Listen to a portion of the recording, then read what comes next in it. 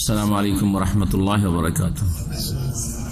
إن الحمد لله نحمده ونستعينه ونستغفره ونعوذ بالله من شرور أنفسنا ومن سيئات أعمالنا. من يهده الله فلا مضل له ومن يضلل فلا هادي له، وأشهد أن لا إله إلا الله وحده لا شريك له، وأشهد أن محمدا عبده ورسوله صلى الله تعالى عليه وعلى آله وصحبه وسلم تسليما كثيرا. أما بعد فأعوذ بالله من الشيطان الرجيم. بسم الله الرحمن الرحيم. قل هذه سبيلي أدعو إلى الله على بصيرة أنا ومن اتبعني وسبحان الله وما أنا من المشركين. সম্মানিত দিনী ভাতৃমণ্ডলী, মহান আল্লাহর সমস্ত প্রশংসা যে আল্লাহ রাব্বুল আলামিন সত্যকে, দ্বীনে হককে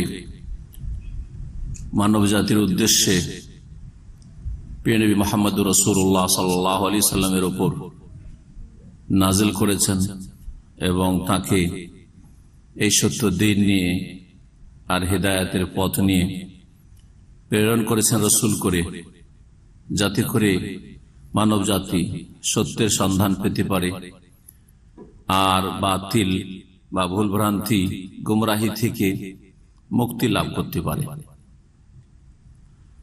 সুতরাং সত্য হক হচ্ছে মহান আল্লাহর পক্ষ থেকে, ওয়াকুলিল হাক্কু মির রাব্বিকুম, সত্য হক হচ্ছে রবের পক্ষ থেকে। আর এই হক সত্য পৌঁছে দিতে হবে নবী করিম সাল্লাল্লাহু আলাইহি ওয়াসাল্লামের ওয়ারিসিনদেরকে।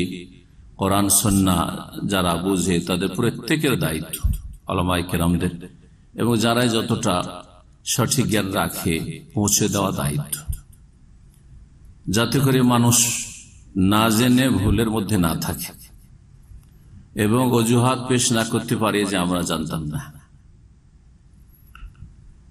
আর হতে পারে যে সতর্ক করার কারণে তারা সতর্ক সাবধান হয়ে যাবে। ওয়ালা আল্লাহুম ইয়াত্তাকুন মাযিরাতান ইলা রাব্বিকুম, আল্লাহর কাছে ওযর পেশ করা যাবে যে আল্লাহ তাদেরকে জানিয়ে দিয়েছি এবং আমাদের দায়িত্ব পালন করেছি, আমরা আসামি নই, আমরা অন্যায় করিনি, গোপন করিনি, সত্যকে হককে আর ভুলের ওপর, গুমরাহির ওপর নীরব থাকিনি। ওয়ালা আল্লাহুম ইয়াত্তাকুন, আর যারা ভুলে রয়েছে তারা হতে পারে যে সংযত হবে, সতর্ক হবে, নিজের সংশোধন করে নেবে। এই উদ্দেশ্যে আম্বিয়া রাসূলগণ যে দাওয়াত পেশ করেছেন, সেই দাওয়াতে যারা গ্রহণ করেছে, সাড়া দিয়েছে, তারা খুশি হয়েছে। আর যারা সেই দাওয়াতকে অস্বীকার করেছে, প্রত্যাখ্যান করেছে, তারা নাখুশ হয়েছে, অসন্তুষ্ট হয়েছে, গালমন্দ করেছে, শত্রুতা করেছে, চরম দুশমনী করেছে। এটা খুব পুরাতন কথা, নতুন কথা নাই। মানব জাতির অবস্থাটা ঠিক এইরকম। অধিকাংশ মানুষ না বুঝার কারণে অথবা পার্থিব স্বার্থের কারণে হককে, সত্যকে অস্বীকার করে। আমাদেরকে সত্য খুলে বলে দিতে হবে ভালো পন্থায়, উত্তম পন্থায়। এটি হচ্ছে নবী করিম সাল্লাল্লাহু আলাইহি সাল্লামের পথ। কুল হাযিহি সাবিলি, মহান আল্লাহ ইরশাদ করেছেন, হে নবী তুমি বলে দাও এই হচ্ছে আমার পথ, আমার রাস্তা। আদউ ইলাল্লাহি আলা বাসীরাতিন, আল্লাহর দিকে আমি ডাকি, আল্লাহর দিকে ডাকি। সুতরাং আল্লাহ যেন ইখলাস দান করেন, ইখলাস দান করে, যাতে করে ব্যক্তি কোনো পার্থিব স্বার্থ না থাকে। আদউ ইলাল্লাহি আলা বাসীরাতিন, আল্লাহর দিকে ডাকি বসিরতের সাথে, অর্থাৎ জ্ঞানের সাথে। জেনে শুনে কথা বলতে হবে, জেনে শুনে কোনো সিদ্ধান্ত দিতে হবে, জেনে শুনে কোনো হুকুম লাগাইতে হবে, এটা ঠিক অথবা ভুল, যা কিছুই বলেন না কেন, এটা সহি, এটা গলত। বলার আগে বসিরত থাকতে হবে, সে সম্পর্কে সম্যক জ্ঞান থাকতে হবে। আনা ওয়া মান ইত্তাবা'নি, আমি মুহাম্মদুর রাসূলুল্লাহ সাল্লাল্লাহু আলাইহি সাল্লাম জেনে শুনে জ্ঞানের ভিত্তিতে আল্লাহর দিকে আহ্বান করি, আর আমার অনুসারীরাও তেমনই হবে। সুবহানাল্লাহ, আল্লাহ পাক পবিত্র। ওয়া মা আনা মিনাল মুশরিকিন, আমি মুশরিকদের অন্তর্ভুক্ত নই। আজকে আমরা আলোচনা করব মাওলানা সৈয়দ আবুল আলা মওদুদী রাহিমাহুল্লাহ। তিনি একজন মুসলিম স্কলার, তার ভুল ভ্রান্তি রয়েছে। আর তার ভালো দিকও রয়েছে, হাসানাতও রয়েছে, নেকির দিক রয়েছে, সাইয়াতও রয়েছে। শুধু ফিকহি মাসলা মাসাইলে যে ভুলভ্রান্তি রয়েছে বা তার ভুল সিদ্ধান্ত ছিল তাই নয়, বরং আকীদার ক্ষেত্রে অনেকগুলি সমস্যা আছে, যার ফলে এই বিষয়ে মুসলিম ভাইদেরকে, বিশেষ করে ভারত, বাংলাদেশ, পাকিস্তানের মানুষকে, যে যে ভাষা আছে এই দেশগুলিতে বেশি প্রভাব তার লিখনির, তার কলমের এবং তার জামাতের, যে এই জামাতের প্রতিষ্ঠাতা তিনি, জামাতে ইসলামী। ভারতে সেটাকে জামাতে ইসলামী হিন্দ বলা হয়, পাকিস্তানে সেটাকে বলা হয় জামাতে ইসলামী পাকিস্তান, বাংলাদেশে সেটাকে বলা হয় জামাতে ইসলামী বাংলাদেশ। কিন্তু তাদের সকলের আদর্শ হচ্ছে এক, আর তা হল যে আদর্শের ওপর মৌলানা মওদুদী রাহিমাহুল্লাহ জামাত প্রতিষ্ঠা করেছেন, আর তার লিখনিতে যা কিছু প্রকাশ পেয়েছে ইসলামের ব্যাখ্যার ক্ষেত্রে, বিশ্লেষণের ক্ষেত্রে, ভুল হলেও তারা সেটাকে ধরে আছে। আর মানুষ যখন অন্ধভক্ত হয়ে যায় বা পার্থিব কোন উদ্দেশ্য থাকে, দুটোই কারণে অনেক সময় অন্ধভক্ত, ইখলাস আছে, আল্লাহ সন্তুষ্টি চাই, লোকগুলি ভালো, কিন্তু অন্ধভক্তির কারণে চোখ অন্ধ হয়ে যায়, ভুল আর ধরা পড়ে না। এটা মানুষের বড় একটা ত্রুটির দিক।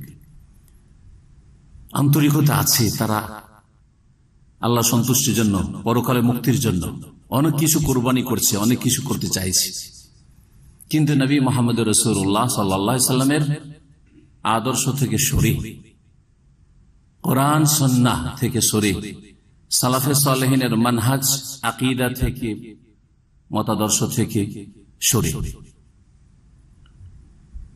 আর অনেকে আছে যাদের পার্থিব তুচ্ছ স্বার্থ আছে, এমন একটা স্তরে পৌঁছে গেছে, যার ফলে তারা বুঝলেও আর ফিরে আসবে না তারা, বরং তাদের স্বার্থে আঘাত লাগার কারণে তারা বড় প্রতিক্রিয়া দেখাবে।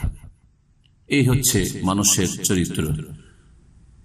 মওলানা মওদুদী সম্পর্কে আর বেশি না বলে, তার সম্পর্কে ইনশাআল্লাহ তাআলা তার যে ভালো দিকগুলি আছে কোন এক সময় বলবো, সংক্ষেপে খুব বলবো যে তার দ্বারা ভালো কি হয়েছে, আর তার মন্দ দিকগুলি যখন একটি আলোচনা ইনশাআল্লাহ তাআলা খুব শিগগির করব, যে জামাত ইসলামীর আকীদা এবং মানহাজ, তখন ইনশাআল্লাহ তাআলা সেই বিষয়টির দিকে ইঙ্গিত করব বা একটু আলোকপাত করব।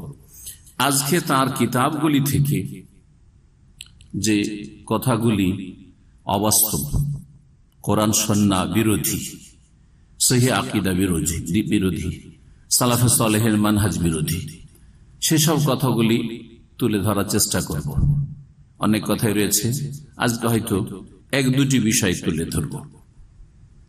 দুঃখের বিষয় যে আমাদের কাছে সেই কিতাবগুলি বাংলায় নেই, বাংলায় সেই কিতাবগুলি আমরা হাসিল করতে পারিনি।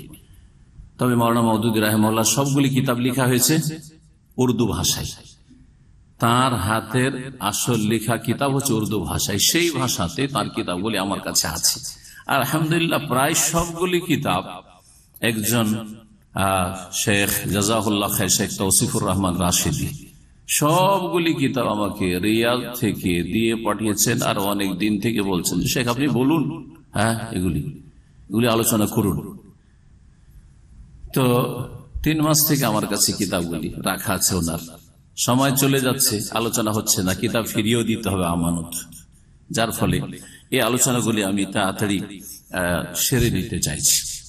আজকে তার প্রথম পর্ব, কিতাবগুলি থেকে কোন কোন পাতায় কোন বিষয়গুলি রয়েছে যেগুলি কোরআন এবং হাদিস বিরোধী বা সহিহ আকীদা মানহাজ বিরোধী। আমার সামনে উর্দুতে যে কিতাব রয়েছে এটা একদিক দিয়ে ভালো, সেটা হচ্ছে যে মওলানা মওদুদীর অরিজিনাল কিতাব এবং পাকিস্তান থেকে ছাপা কিতাব। এই কিতাব বা দিল্লি থেকে ছাপা, ভারত থেকে ছাপা কিতাব, কিছু ভারতে ছেপেছে, কিছু পাকিস্তানে ছেপেছে। প্রথম যে কিতাবটি দিয়ে শুরু করব সেটা হচ্ছে রেসালা দীনিয়াত, কিতাবের নাম হচ্ছে রেসালা দীনিয়াত। এই কিতাবের লেখক মওলানা সৈয়দ আবুল আলা মওদুদী। এতে একটি বিষয় তুলে ধরব, গুরুত্বপূর্ণ বিষয়, সেটা হচ্ছে ইকামতের দিনের ক্ষেত্রে যে আলোচনাটি করেছি তাতে আমাদের ইকামতের দিনের ব্যাখ্যার ক্ষেত্রে আকীদাগত পার্থক্য জামাত ইসলামের সাথে বা মাওলানা মওদুদের সাথে। ইকামতের দিনের তাদের কাছে ব্যাখ্যা হচ্ছে দিন কায়েম, মানে দিন কায়েমের আসল হচ্ছে রাষ্ট্রীয় ক্ষমতা হাসিল করা, অর্জন করা। আর সালাফে সালেহিনের তরিকা, তার আগে সমস্ত আম্বিয়া রাসূলগণের তরিকা, আদর্শ হচ্ছে যে ইকামতের দিন মানে হচ্ছে তাওহীদ প্রতিষ্ঠা। জি, সেটা হচ্ছে মৌলিক বিষয়। আর এই তাওহীদ প্রতিষ্ঠার সাথে সাথে তাওহীদের সাথে সংশ্লিষ্ট দিনের যতগুলি বিধিবিধান রয়েছে যে কোনো স্তরের মানুষের, সেগুলি যথাসাধ্য পালন করবে, যার যেটা ক্ষেত্র রয়েছে সেই ক্ষেত্রে। আমার ক্ষেত্রগুলিতে আমি সেগুলি করব দিনের, সেটা হচ্ছে আমার ইকামতের দিন। আর অন্যের ক্ষেত্র আলাদা রয়েছে, সেখানে সে করতে পারবে, আমি করতে পারবো না, তখন তার হচ্ছে সেগুলি ইকামতের দিন। কিন্তু মূল কথা হচ্ছে যে ইকামতের দিন হচ্ছে ইকামতে তৌহিদ, তৌহিদ ভিত্তিক দিন ইসলামের প্রতিষ্ঠা বা দিন ইসলামের বিধিবিধান ব্যক্তি জীবনে, পারিবারিক জীবনে, সামাজিক ক্ষেত্রে, অর্থনৈতিক ক্ষেত্রে, রাষ্ট্রীয় ক্ষেত্রে। কিন্তু রাষ্ট্রীয় ক্ষেত্রে যার রাষ্ট্রের ক্ষেত্রে ক্ষমতা নেই তার প্রশ্ন ওঠে না। জি হ্যাঁ, যার যেখানে ক্ষেত্র রয়েছে সেখানে সে দিনের বিধিবিধান কায়েম করবে। প্রত্যেকের ব্যক্তি জীবনের ওপর পূর্ণ ক্ষমতা রয়েছে, সুতরাং ব্যক্তি জীবন দিয়ে শুরু করবে, কু আনফুসাকুম, তারপরে আল্লাহ বলছেন পারিবারিক জীবন, ওয়া আহলিকুম নারা। তো এখানে আলোচনা করতে গিয়ে বলেছিলাম যে মাওলানা মওদুদী রাহিমাহুল্লাহ গুরুত্বপূর্ণ দিন ইসলামের ফরায়েজ, ওয়াজিবাত, ইবাদত, বন্দেগী সবগুলিকে বলেছেন যে এগুলি হচ্ছে ইবাদত, কিন্তু এই ইবাদতগুলি বড় ইবাদত না। সবচেয়ে বড় ইবাদতের জন্য এগুলি কি? Training course. এই কথাটি তার কয়েকটি কিতাবে রয়েছে, আজকে দুইটি কিতাব থেকে শোনাবো। একটি হচ্ছে এই রিসালে দীনিয়াতের পৃষ্ঠা নম্বর 129, তিনি কি বলছেন শোনেন। ইবাদতের ব্যাখ্যা করতে গিয়ে আর ইসলামের লক্ষ্য উদ্দেশ্য বলতে গিয়ে বলছেन जी और इस्लाम का असल मकसद मुसलमानों को ऐसे ही इबादत गुजार बंदा बनाना है। इस गर्ज के लिए इस्लाम में चंद ऐसी इबादतें फर्ज की गई हैं। বলছেন যে ইসলামের উদ্দেশ্য হচ্ছে মুসলমানদের কে এমন ইবাদত গুজার বানাবে, এমন ইবাদতকারী বান্দা বানাবে। আর এই উদ্দেশ্যে ইবাদত বন্দেগীর বিভিন্ন পন্থা বা বিভিন্ন বিষয়গুলি শরীয়তে দেওয়া হয়েছে, শরীয়তে ফরজ করা হয়েছে।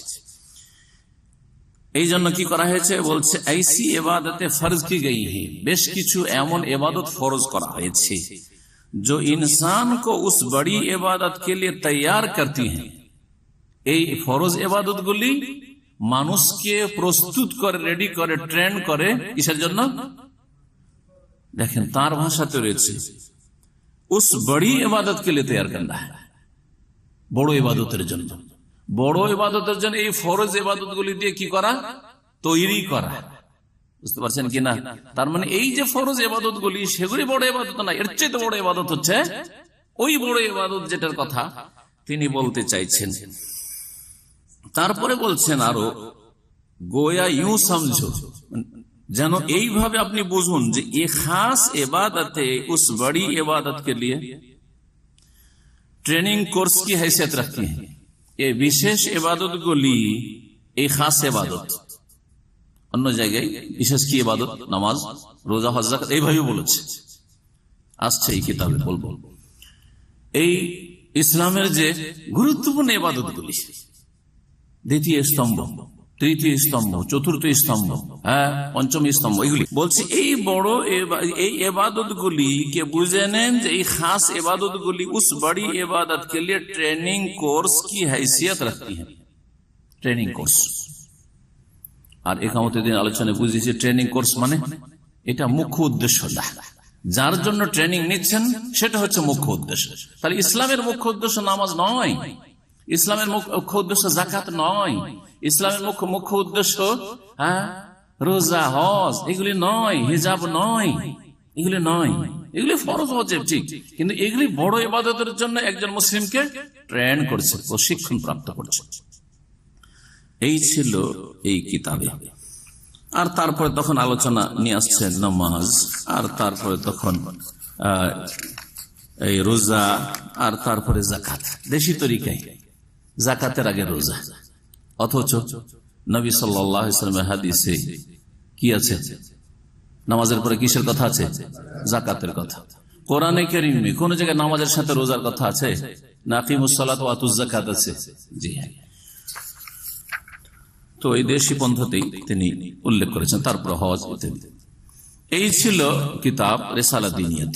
এই বিষয়টি এখন আপনাদেরকে শোনাই। তাফহিমাত, তাফহিমাত 2 খণ্ডে রয়েছে, এই জন্য এটা হচ্ছে প্রথম খণ্ড। তাফহিমাত খুব প্রসিদ্ধ কিতাব, সাইয়্যিদ আবুল আলা মওদুদী। আর আমার বয়স যখন 20 থেকে নিয়ে 25, এই সময়গুলিতে খুব পড়েছি ওনার কিতাব। এই কয়েকটা বছর খুব পড়েছি এই কিতাবগুলি। তো তখনকার পড়াগুলি মগজে ছিল, কিন্তু কিতাব সৌদি আরবে হাতে আসছিল না। আর অনেকটা হেকমত মনে করেছিলাম যে এই বিষয়গুলি আলোচনায় বিলম্ব করি, বিলম্ব করাই হেকমত হয়তো।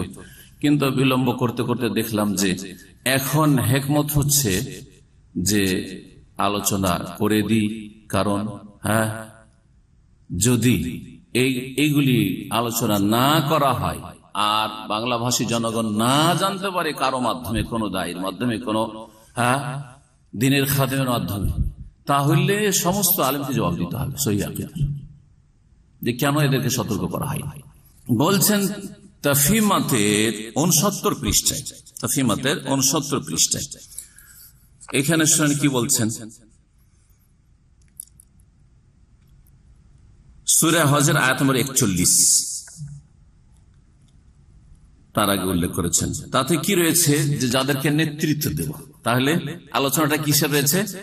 রাষ্ট্রীয় ক্ষমতা হাসিলের আলোচনা, প্রসঙ্গ কিন্তু এটা।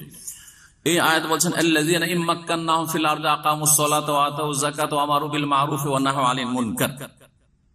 এই আয়াত উল্লেখ করার পরে বলছেন যে এ হ্যায় উস ইবাদত কি হাকিকত, এই যে নেতৃত্ব হাসিল করা আল্লাহর জমিনে, পৃথিবীতে, এটা হচ্ছে ইবাদতের হাকিকত, আসল মর্ম কথা। जिसके मुतालिक लोगों ने समझ रखा है कि वो महज नमाज, रोजा और तस्बीह और तहलील का नाम है। বলছে যে ইবাদত কি মানুষ বুঝতে পারেনি। মানুষ মনে করে আজকালকার মুসলিম সমাজ যে ইবাদত হচ্ছে নামাজ, রোজা, তসবিহ, তাহলিল এগুলির নাম। মানে তিনি সমালোচনা করছেন যে কেউ নামাজ, রোজা, তসবিহ, তাহলিল এগুলোকে ইবাদত মনে করে বসে থাকবে। और दुनिया के मामलात से उसको कुछ सरोकार नहीं, দুনিয়ার যে আদান প্রদান, লেনদেন, এগুলির সাথে কোনো তার যোগাযোগ বা সম্পর্ক নেই।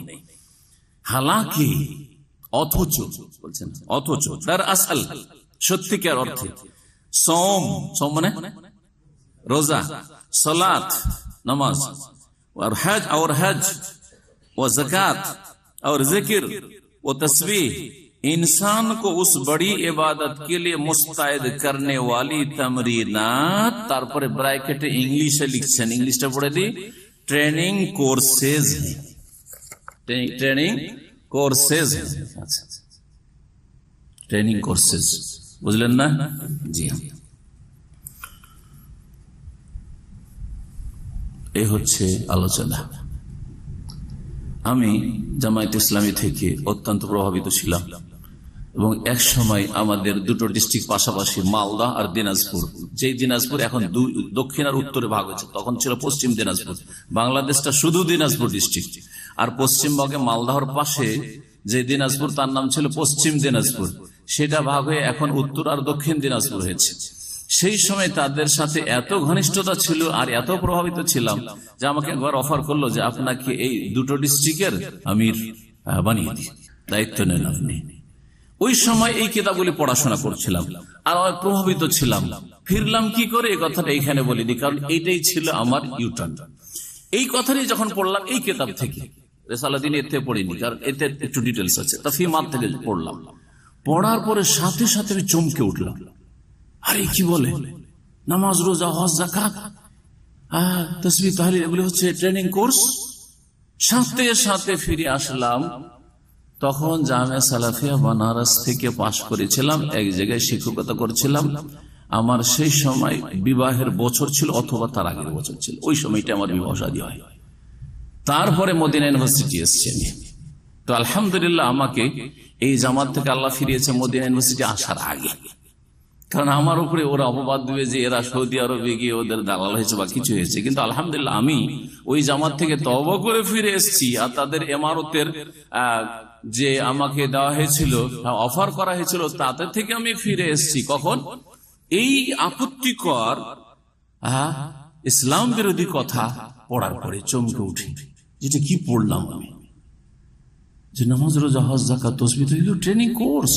তাহলে এগুলোর আসলে মূল্য না, আসল মূল্য হচ্ছে, মূল্যবান ইবাদত হচ্ছে ক্ষমতায় যাওয়া। জি হ্যাঁ, এটা আমাকে ফিরিয়েছে। হতে পারে যে অনেক আল্লাহর বান্দাদেরকে, আমাদের বাংলা ভাষাভাষীদেরকে আমার এই কথাটুকু ফিরাবে। যদি ফিরিয়ে দেয় তো আমার শ্রম সার্থক হবে, আর যদি না ফেরায় আমার কথাতে, বা আল্লাহ রাব্বুল আলামিন তাকে তৌফিক না দেন, তাহলে আমার পক্ষ থেকে এই কথা তার জন্য হুজ্জত হবে। কিয়ামতের দিন যাতে না বলতে পারে যে আমাদেরকে কেউ সতর্ক করেনি বা আমাদের চোখ খোলার চেষ্টা করেনি, আমরা তো বুঝতে পারতাম না।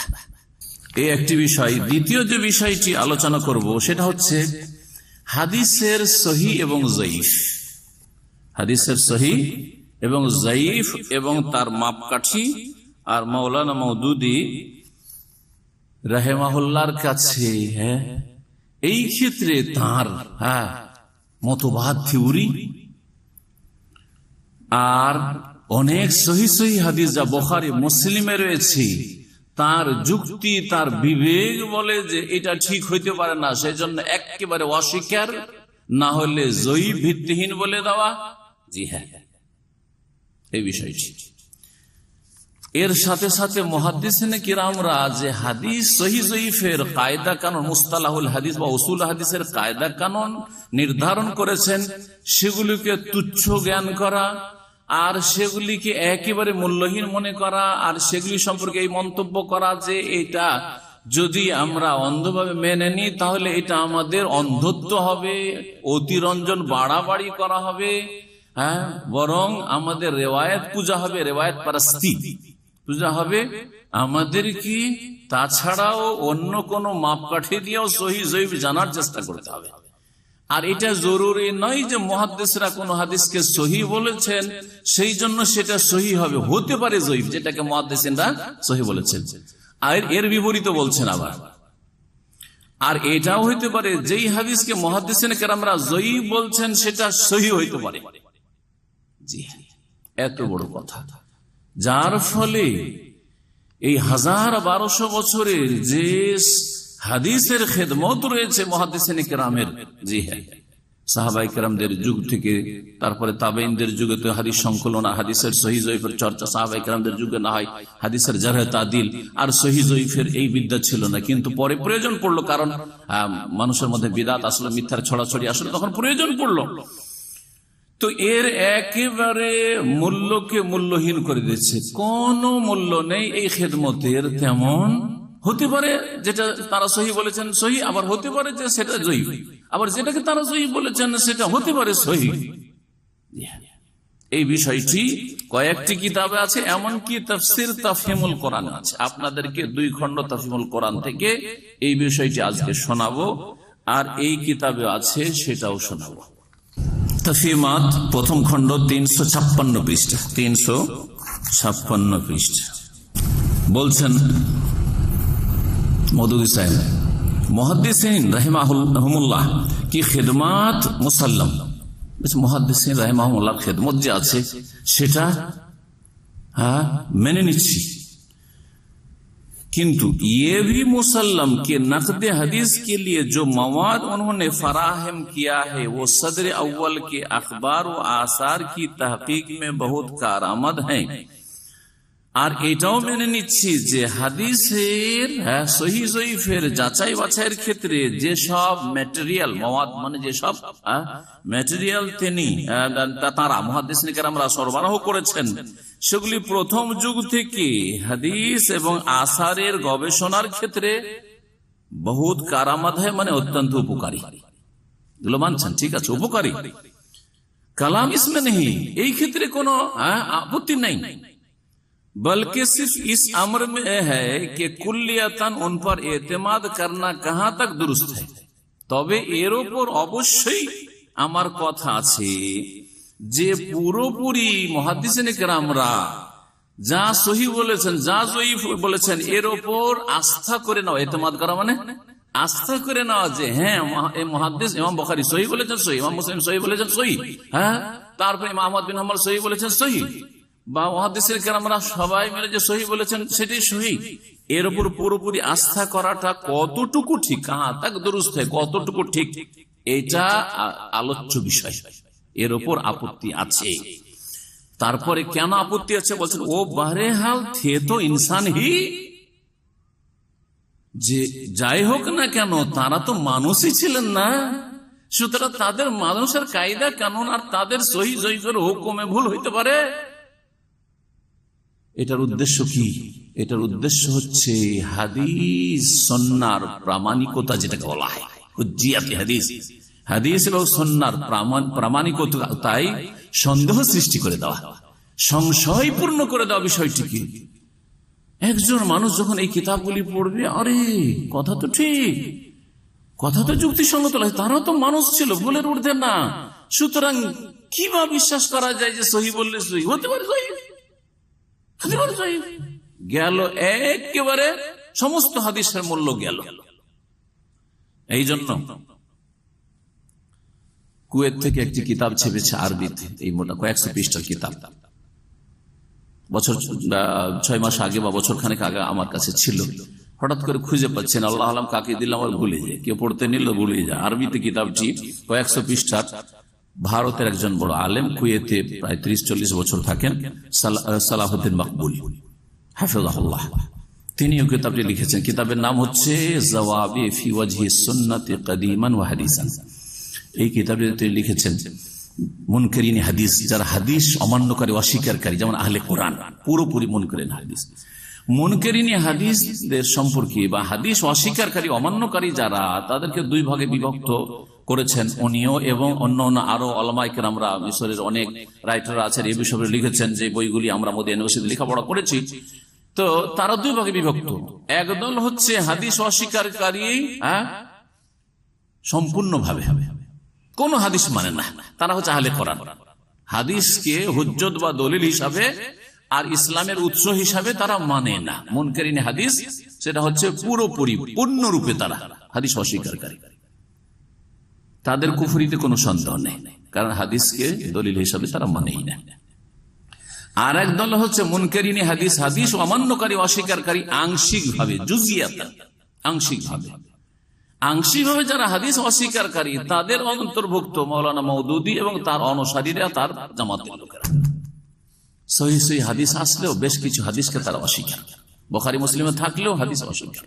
কি বলছেন তাহলে? আশ্চর্য হবেন। ও বাহরে হাল থে তো ইনসান হি, ইমাম বুখারী, ইমাম মুসলিম, ইমাম আহমদ, আলী ইবনে আল মাদিনী, ইয়াহইয়া ইবনে মাইন আর বড় বড় যে আইম্মায়ে কেরাম, যারা হাদিসের সুবহানাল্লাহ নারী নক্ষত্র সম্পর্কে কত সূক্ষ্ম খবর রাখতেন, এবং তাদের মাধ্যমে আল্লাহ রাব্বুল আলামিন এই শরিয়ার উৎস, দ্বিতীয় উৎস সেটা হচ্ছে সুন্নাহ, হাদিসের হেফাজতের ব্যবস্থা করেছেন। ইন্না নাহনু নাযালনা যিকরা ওয়া ইন্না লাহু লাহাফিজুন। আল্লাহ কোরআনে কারীমে বলছেন, নিশ্চয় আমি উপদেশ নাযিল করেছি আর নিশ্চয় আমি, নিঃসন্দেহে আমি তার সুরক্ষা হেফাজত করব। কোরআনে কারীমের হেফাজতের জন্য আল্লাহ রাব্বুল আলামিন এই ব্যবস্থা করেছেন যে নবী সাল্লাল্লাহু আলাইহি ওয়াসাল্লামকে সাথে সাথে মুখস্থ করে দিয়েছেন, নবী করিম সাল্লাল্লাহু আলাইহি ওয়াসাল্লামের সাথে সাথে তার সাথে সাথে সাহাবায়ে কেরামদেরকে লিখে নিতে বলেছেন, কাতিব ওয়াহিদেরকে। আর তারপরে আবু বকর রাদিয়াল্লাহু তাআলা আনহু একত্রিত করেছেন, তারপরে উসমান রাদিয়াল্লাহু তাআলা মানে পুরো একেবারে মুসহাফে একত্রিত করে দেওয়া হয়েছে, জামে কোরআন হয়ে গেছে। এইভাবে কোরআনে কারীমের হেফাজত হয়েছে, যেটা হচ্ছে জিকির। আর জিকির হাদিসকেও শামিল, যার হেফাজতের জন্য আল্লাহ রাব্বুল আলামিন বড় বড় মুহাদ্দিসিনে কিরামকে সৃষ্টি করেছেন। আজকের যুগ আর পাবেন না, কারণ হাদিসের হেফাজতের ব্যবস্থা, সহিহ যঈফের তামিজের ব্যবস্থা আল্লাহ করিয়ে দিয়েছেন ওদেরকে দিয়ে।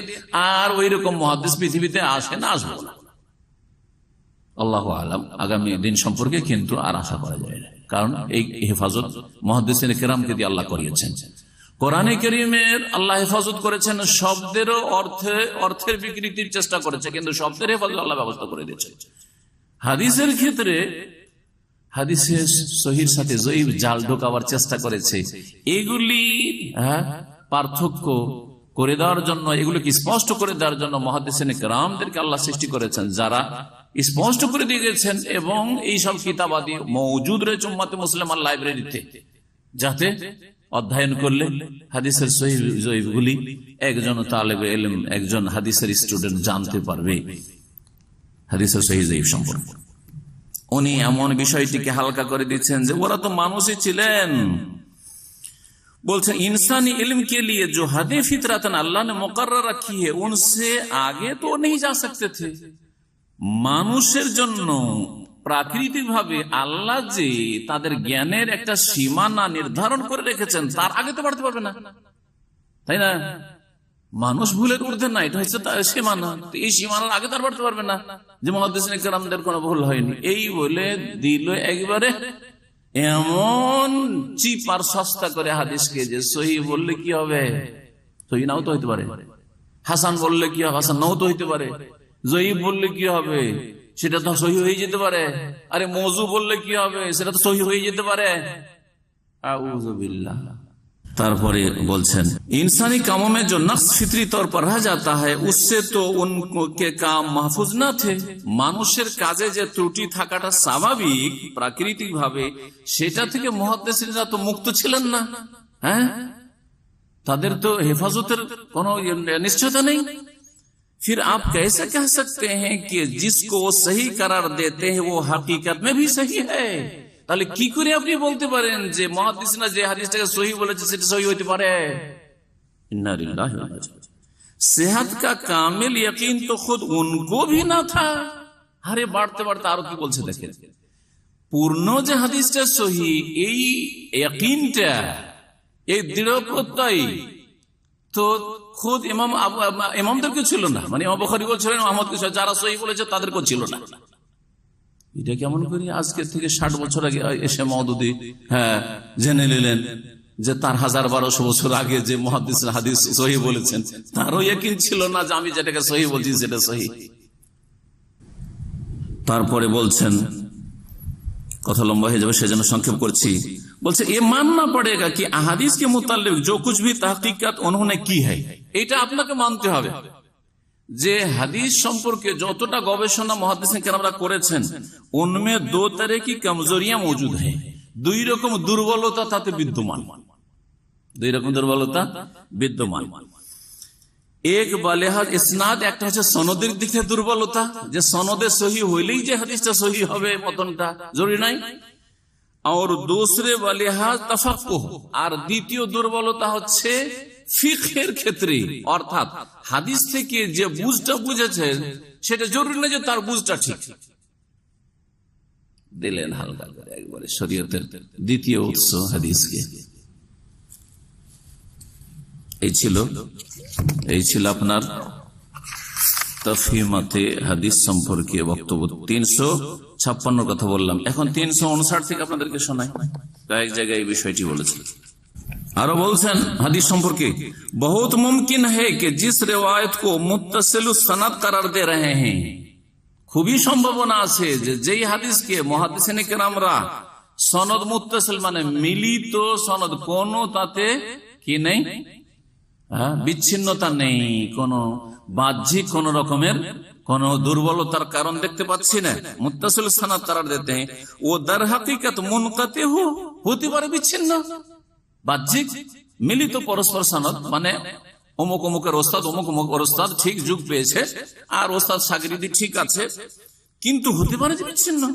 और उन्हें ये मालूम ना हो सका, और मुहद्दिसরা জানতে পারেননি সেটা। और उन्हें ये मालूम ना हो सका हो कि बीच में कोई ऐसा मजहूल हल रावी छूट गया है, হতে পারে যে মাঝখানে একটা বর্ণনাকারী ছুটে গেছে যে হচ্ছে অজ্ঞাত পরিচয়, তার অবস্থা জানা নেই, হতে পারে সে মিথ্যু, হতে পারে সে জয়ীফ, দুর্বল স্মৃতি শক্তির দিক থেকে বা তার আকীদা আমলের দিক থেকে छूट गया है जो सिखा ना थी, যে আস্থা ভাজন ছিল না। इसी तरह ये भी मुमकिन है, এই রকম এটাও সম্ভব कि जो रिवायत मुरसल या मुदल या मुनक़ते हैं, যেই রিওয়ায়াত বা হাদিসগুলি মুহাদ্দিসিনদের কাছে মুরসাল, মুরসাল হচ্ছে জয়ীফের একটা কিসিম, ইয়া মুদল অথবা পরপর সনদে দুইজন রাবি নেই, সেটাও বিচ্ছিন্ন, কিন্তু দুইজন পরস্পর রাবি নেই। ইয়া মুনকাতি অথবা যে কোনো জায়গা থেকে একটা বর্ণনাকারী নেই, এটা হচ্ছে মুনকাতি। আর মুরসাল হচ্ছে যদি তাবেই বলেন কালা রাসূলুল্লাহ সাল্লাল্লাহু আলাইহি ওয়াসাল্লাম, অর্থাৎ রাসূলুল্লাহ সাল্লাল্লাহু আলাইহি ওয়াসাল্লামের আগে একজন বর্ণনাকারী আর নাম নেই, উজ্জ্ব কে আছে জানা নেই, আর যিনি বর্ণনা করেছেন উনি রাসূলুল্লাহ সাল্লাল্লাহু আলাইহি ওয়াসাল্লামকে পান নাই। তো যদি সাহাবী হন তাহলে তো সমস্যা নাই, কিন্তু একটা যে দুর্বলতার সম্ভাবনা থেকে যাচ্ছে সেটা হচ্ছে যদি তাবেই থেকে বর্ণনা করে, তো সেই তাবেইর অবস্থা কি, উনি তো জয়ীফ হতে পারেন, যার ফলে জয়ীফ হওয়ার সম্ভাবনা হালকা। জয়ীফ হচ্ছে মুরসাল রিওয়ায়াত। বলছেন যে যেই হাদিসকে মুহাদ্দিসরা কি বলেছেন, मुरसल मौदल मुनक़ती और इस बिना पर पाए एतबार से गिरी हुई समझी जाती है, সেগুলোকে মনে করা যাচ্ছে যে আমাদের দলিল থেকে নিম্নের এগুলো হাদিস, মানে দলিলে চলবে না, এগুলি অচল দুর্বল। उनमें से बाज़ सिक़ा रावियों से आई हो और बिल्कुल सही हो, হতে পারে সেই হাদিসগুলি অন্য কোন নির্ভরযোগ্য বর্ণনাকারী থেকে বর্ণিত হয়ে এসেছে আর সেটা হচ্ছে সহিহ। এবার বুঝতে পেরেছেন শুরুতে যেটা বললাম, তার মানে মুহাদ্দিসিনে কেরামরা যেগুলোকে সহিহ বলেছেন হতে পারে সহিহ, আবার হতে পারে জয়ীফ, আবার যেগুলোকে জয়ীফ বলেছেন হতে পারে জয়ীফ আর হতে পারে সহিহ। একেবারে মূল্যহীন এত বড় একটি দিনের খেদমাত, জি হ্যাঁ, যার ফলে মওদুদী ভক্তদের, জামাত ইসলামের লোকদের, ভারতীয় হোক বাংলাদেশ পাকিস্তানি, দীর্ঘদিন তাদের সাথে চলাফেরা করেছি, হাদিস সম্পর্কে তাদের এতিম বলা যায়, কোনো জ্ঞানও নেই আর চর্চাও নেই আর কোনো গুরুত্ব নেই, কারণ এই যে মূল্য এতটুকু, হতে পারে ঠিক হতে পারে ভুল, সুতরাং কোনো গুরুত্ব নেই, কোনো মূল্য নেই হাদিসের। এই ছিল যা বললাম। আর তারপরে 359 বললাম, তারপরে 360, 61, 62 থেকে আরো কিছু কথা শুনে আপনাদের।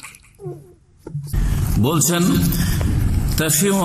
তফিমাত প্রথম খন্ড 360 পৃষ্ঠায়, ইস বাহাস সে ये बात मालूम हो गई, বলছে এই যে আলোচনাগুলি করলাম হাদিসের সহিহ জয়ীফ সম্পর্কে, এগুলি থেকে জানা গেল যে जिस तरह हदीस को बिल्कुलियतन रद्द कर देने वाले गलती पर हैं, যারা হাদিসকে পুরোপুরি অস্বীকার করেছে আহলে কোরআন, তারাও ভুলে আছে,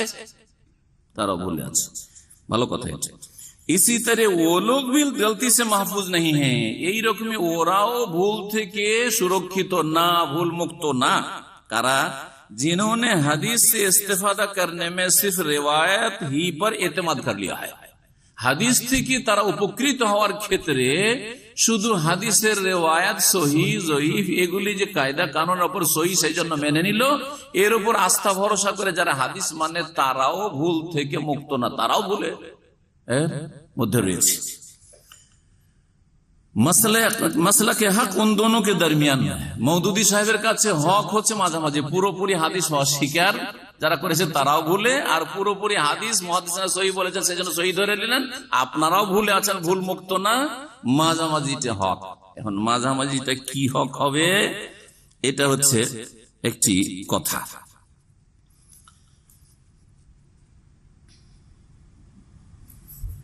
সেটা হচ্ছে যে আইম্মায়ে কেরাম মুজতাহিদিন তারা যে হাদিসগুলিকে দলিলে পেশ করেছে, ফোকাহারা বিশেষ করে ফোকাহাদের কথা এখানে প্রাধান্য দিয়েছে, যদি তারা জয়ীফ হাদিসও পেশ করে থাকে, হ্যাঁ, তারা উপলব্ধি করতে পেরেছে যে জয়ীফ হইল এটাই দলিল যোগ্য, আর সহিহ হাদিসকে তারা রিজেক্ট করেছে, আমল করেনি। অনেক ফুকাহা সহিহ হাদিসকে অস্বীকার করেছে, বা অস্বীকার মানে সেটার উপর আমল করেনি বা সেটা অনুযায়ী ফতোয়া দেয়নি। তো বলছে যে তারা সহিহ হাদিসকে যে তারা আমলে নিয়ে আসেনি বা সহিহ হাদিস অনুযায়ী ফতোয়া দেয়নি, কিসের ভিত্তিতে? তিনি সেখানে বলতে চাইবেন যে তাদের এমন যোগ্যতা চলে আসে মুজতাহিদিনদের মধ্যে যে তারা নিজের স্বাদ, যৌক শব্দটি ব্যবহার করেছে, যৌক, নিজের স্বাদ দিয়ে, নিজের যোগ্যতার যে একটা স্বাদ আছে ওই দিয়ে তারা উপলব্ধি করতে পারে যে এটা জয়ীফ মুহাদ্দিসিনদের কাছে হইলেও কায়দা কানুনে এটা আসলে জয়ীফ না, এটা দলিলযোগ্য। আর এটা মুহাদ্দিসিনদের কায়দা কানুনে সহিহ হইলেও এটা সহিহ নয়, যার ফলে সহিহ হাদিসকে তারা আমলে নিয়ে আসে না, সহিহ হাদিস অনুযায়ী ফতোয়া দেয় না। জি, যেমন রফুল ইদানের ক্ষেত্রে বলতে চাইছেন। হ্যাঁ, ধরেন রফুল ইদানের সহিহ হাদিস আছে, বলছে যে যেমন হানাফি মাযহাব রফুল ইদানের সহিহ হাদিসের উপর আমল করেনি, জয়ীফ হাদিসের আমল করেছে, কারণ এখানে রিওয়ায়াতের উপর ভরসা করে নেই। কিসের ভরসা করেছে? অন্য যৌকের মাধ্যমে, অন্য যুক্তির মাধ্যমে। 361 পৃষ্ঠা কি বলছেন শুনেন। বলছেন যে বলকে আসল মামলা ये था कि उनके नजदीक सेहत हदीस का मदार सिर्फ इस्नाद पर ना था। বলছেন যে সঠিক বিষয় হচ্ছে, আসল মামলা সঠিক বিষয় হচ্ছে এই যে আইম্মায়ে মুজতাহিদিনদের নিকটে উনকে নজদীক সেহত হাদিস কা মাদার, হাদিস সহিহ হওয়ার নির্ভরশীলতা সির্ফ ইসনাদ पर না থা, সনদের উপর ছিল না, যে সনদ মোতাবেক সনদের ক্ষেত্রে যখন হাদিস সহি তো হাদিস সহি না, এর উপর ছিল না। बल्कि इस्नाद के अलावा एक और कसौटी भी थी, সনদ ছাড়াও আইম্মায়ে মুজতাহিদিন ফোকাহাদের কাছে যারা মাসলা মাসাইল নিয়ে, যেসব বিশেষ করে ফোকাহাদের বলতে চাইছেন, যেসব ফোকাহাদের নামে মাযহাব রয়েছে আর তারা অনেক সহিহ হাদিসের বিপরীত ফতোয়া দিয়েছেন, বলছেন যে তাদের কাছে বলকি ইসনাদ কে अलावा সনদ ছাড়াও এক और कसौटी भी थी, আর একটা মাপকাঠি ছিল। আর একটা কি ছিল? মাপকাঠি বা কষ্টি পাথর ছিল। जिस पर वो अहादीस को परखते थे, যা দিয়ে সে তারা হাদিসগুলিকে কি করত? হ্যাঁ, যাচাই বাছাই করত, যে সনদে তো সহিহ কিন্তু আরেকটা মাপকাঠি আমাদের কাছে, সেটাতে সহিহ কিনা। সনদের ক্ষেত্রে তো জয়ীফ, কিন্তু আরেক মাপকাঠি আমাদের কাছে আছে, সেটাতে জয়ীফ কিনা ইত্যাদি। और जिस हदीस के मुताल्लिक उनको इत्मीनान हो जाता, যে হাদিসটা সম্পর্কে এই ফোকাহায়ে কেরামদের কি হয়ে যেত, হ্যাঁ, তারা নিশ্চিত হয়ে যেতে পারতেন, মোটামুটি আস্থা হইতো কি এই হাকিকত সে আকরাব হয়, এটা সত্যিকার দিনের কাছাকাছি, উসি কো কবুল কর লেতে থে, সেই হাদিসটাকে কি করত? তারা কবুল করে নিত। খা ও খালিস মুহাদ্দিসানা নুকতা নজর সে মারজু হি কেউ না হোক, যদিও সেটা মুহাদ্দিসিনদের দৃষ্টিভঙ্গিতে দুর্বল হোক না কেন, মারজু রাজে না, প্রাধান্যযোগ্য না, তার উপর অন্য কিছু প্রাধান্য পাচ্ছে তাদের কাছে, তারপরেও তারা রাজে মুহাদ্দিসিন কাছে যেটি রাজে বেশি শক্তিশালী, বেশি সবল হাদিস, তার উপর অন্যটাকে প্রাধান্য দিয়েছে। ये दूसरी कसौटी कौन सी है? এখন এই দ্বিতীয় মাপকাঠিটা কি? আমি একটু আগে বললাম যক শব্দটা, ওইটাও শুনিয়ে দিই। বলছেন এই দ্বিতীয় মাপকাঠিটা কি, মানে রিওয়ায়াত যে সহিহ জয়ীফের কায়দা কানুন না, ওটা বাদ দেন, ওটার গুরুত্ব একেবারে হালকা। हम इससे पहले भी इशारतन उसका जिक्र कई मर्तबा कर चुके, বলছেন যে এর আগে কয়েকবার আমি এই বিষয়টি উল্লেখ করেছি যে অন্য আরেকটা মাপকাঠি আছে। जिस शख्स को अल्लाह ताला तफक्कुर की नेमत से सरफराज फरमाता है, उसके अंदर कुरान और सीरत रसूल के गैर मुताले से एक खास ज़ौक़ पैदा हो जाता है। যাকে আল্লাহ কোরআন সুন্নাহর গভীর জ্ঞান দান করেন, গভীরতা দান করেন, সেই ব্যক্তির মধ্যে এক খাস ज़ौक़ पैदा हो যায়, তার মধ্যে একটি বিশেষ একটি টেস্টের, স্বাদ গ্রহণের যোগ্যতা সৃষ্টি হয়ে যায়। যাকায়ে যুক মানে স্বাদ চাখা, আস্বাদন করা, জি, শরীয়তের স্বাদ আস্বাদন করার যোগ্যতা সৃষ্টি হয়ে যায়। जिसकी कैफियत बिल्कुल ऐसी है जैसे एक पुराने जौहरी की बसीरत, বলছি এইটার উদাহরণ ওই রকমই যেমন একজন অভিজ্ঞতা সম্পন্ন, বয়োজ্যেষ্ঠ স্বর্ণকার, যা মণিমুক্তা সম্পর্কে ধরেন অভিজ্ঞ বা স্বর্ণকার, স্বর্ণ সম্পর্কে যথেষ্ট জ্ঞান রাখে, ও মেশিন দিয়ে চেক করুক আর না করুক, আর ও কেমিক্যাল দিয়ে চেক করুক আর না করুক, যে এতে খাদ আছে কিনা আছে, ও দেখলে বলবে যে শোনা হ্যাঁ এটা স্বর্ণ ঠিক আছে না এতে ভেজাল আছে। বুঝছেন কিভাবে ইসলামকে বোঝাচ্ছে? কোরআন এবং হাদিস যার কাছে নেই কিন্তু কলমে খুব জোর। এই জন্য একটি কথা বলি, মাওলানা মওদুদীর কলমে অসাধারণ জোর ছিল, এলেমের চাইতে বেশি, এলেমের চাইতে বেশি কলমে জোর ছিল, যার ফলে শুধু লিখতে থেকেছে, এলেম কম লিখা বেশি, আর এতেই গিয়ে পদস্খলন বেশি ঘটেছে, আর এতেই বেশি ভুল ভ্রান্তির শিকার হয়েছেন তিনি। আরো মজার কথা শোনে 362 কি বলছেন যে আইম্মা মুজতাহিদিনরা যখন এইরকম যোগ্যতা পৌঁছে, কোরআন এবং হাদিস সম্পর্কে বড় পাণ্ডিত্য যখন হাসিল করে নেয় আলেম ওলামারা, इस मकाम पर पहुंच जाने के बाद इंसान इस्नाद का बहुत ज्यादा मोहताज नहीं रहता। মানুষ তখন সনদের মুখাপেক্ষি থাকে না, হাদিসের সনদ লাগে না তখন। লা হাওলা ওয়ালা কুওয়াতা ইল্লা বিল্লাহ। ভাষা পড়ে শোনাচ্ছি যাতে করে কেউ বলতে না পারে যে বাড়িয়ে বলছি। ও ইসনাদ সে মদদ জরুর লেতা है, বলছে সনদ থেকে একটু সাহায্য নেই, হেল্প নেই, মগর उसके फैसले का मदार उस पर नहीं होता। কিন্তু সিদ্ধান্ত যে দেবে যে হাদিসটা গ্রহণযোগ্য কি গ্রহণযোগ্য না, হাদিসটা আমলযোগ্য কি আমলযোগ্য না, এটা দিয়ে ফতোয়া দেওয়া যাবে কি যাবে না, এটার ক্ষেত্রে হাদিসের সনদের উপর বা হাদিসের উপর কি করতেন না, ভরসা করতেন না।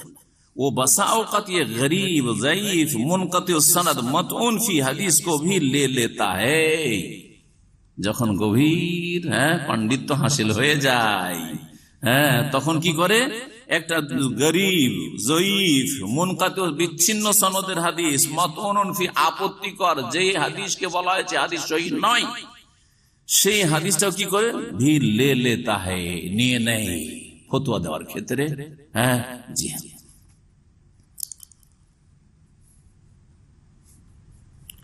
তারপরে বলছেন और बसा औकात वो एक गैर मुअल्लल गैर साज मुत्तसिल सनद मकबूल হাদিস से भी एराज कर जाता है। আর কখনো কখনো কোন হাদিস আছে যাতে কোন রোগ পাওয়া যায়, গैर मुअल्लल, কোন ইল্লত কোন ব্যাধি নেই, গैर সাজ সেটা সাজও নয়।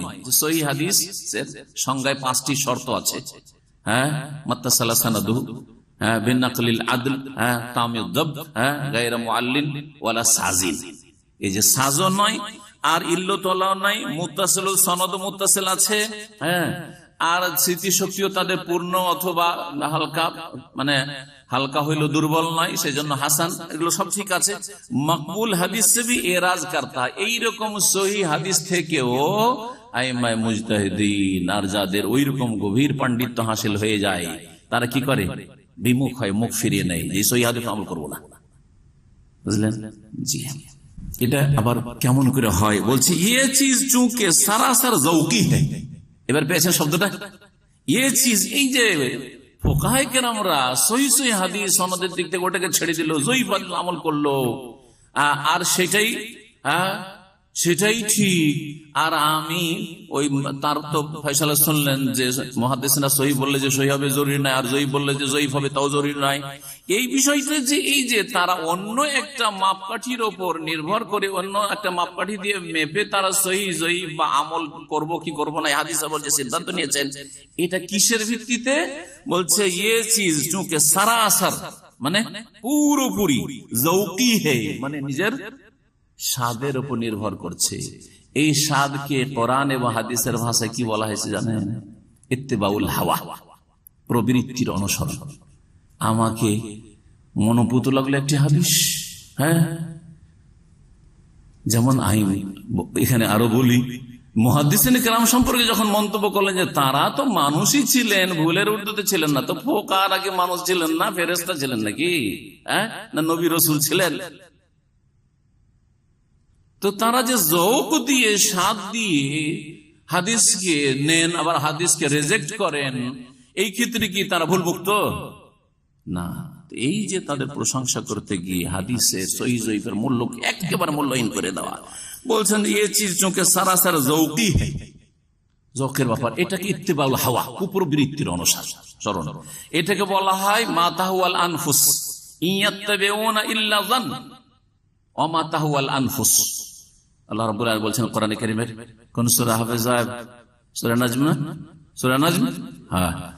ইয়াত্তাবিউনা ইল্লা যান, এরা অনুমানের অনুসারী, ওয়া মা তাহওয়াল আনফুস, আর তাদের মন যা চায়।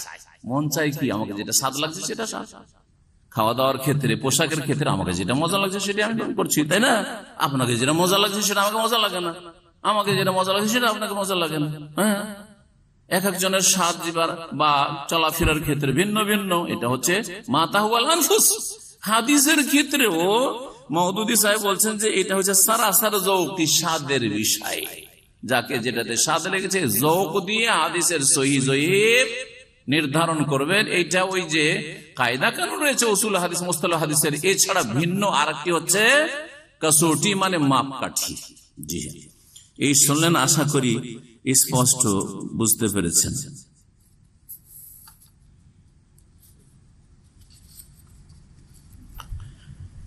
অথচ এক পৃষ্ঠা পরে 363 পৃষ্ঠায় তিনি বলছেন যে আইম্মায়ে কেরাম ফুকাহা আবু হানিফা, শাফি, মালিক, আহমদ, ইমাম আবু ইউসুফ, মুহাম্মদ, তারা হাদিসের অনুসরণের ক্ষেত্রে কি বলেছেন ওই কন্ডিশনগুলো তুলে ধরেছেন।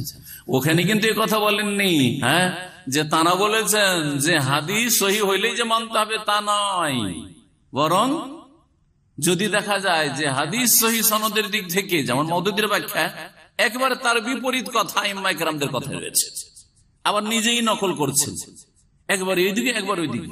মানুষের কোরআন সুন্নাহর ইলম যদি না থাকে, একজন জেনারেল শিক্ষিত মানুষ, আর পশ্চিমা সভ্যতা সম্পর্কে তার পড়াশোনা অনেক বেশি, কিন্তু ইসলাম সম্পর্কে, বিশেষ করে কোরআন সুন্নাহর দলিল সম্পর্কে একেবারে শোচনীয়তা তার ইলমের, যার ফলে এতক্ষণ পর্যন্ত হাদিসের রিওয়ায়াতের মূল্যকে একবার মূল্যহীন করে দিলেন, ঠিক কিনা? আর তারপরে আইম্মায়ে কেরাম সম্পর্কে কি বলছেন শুনে বলছেন, और जब कोई सुन्नत हमारे कौल के खिलाफ साबित हो, आइम्मा केराम সম্পর্কে বলছেন इसी बिना पर आइम्मा मुजताहिदिन हमेशा डरते रहे। এই জন্য মুজতাহিদিনে কেরাম সব সময় শঙ্কিত থেকেছেন যে আমাদের ফতোয়া দিতে গিয়ে ভুল না হয়।